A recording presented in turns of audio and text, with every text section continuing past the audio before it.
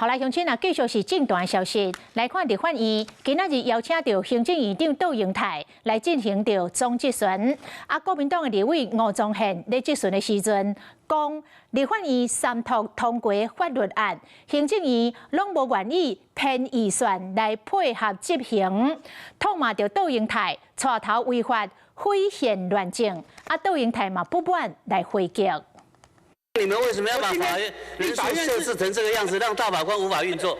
你讲那个什么话？今天立法讲这是中国话、台湾话。你在那边讲那个什么话？那你今天民进党全部都同意，那是不是也党意林他们都支持啊？你可以这样讲吗？他们都支持啊。院长，我今天不来这边跟你吵架，你就是来吵架的。我今天问的是。说落来，吴宗宪嘛甲杜英泰口说，讲即摆法律系学生拢提你来做反面的教材，讲到这个权力分立的时阵，拢咧笑你。杜英泰回应讲。 嘛有教授打电话予伊，讲应该来坚守着宪法的立场。会顶两个人就是安尼，一句来一句去，讨剑讲，一直咧争论。Hello， 我是易景，想要抢先掌握最及时的新闻资讯吗？赶快订阅、按赞、开启小铃铛，锁定华视新闻的 YouTube 频道。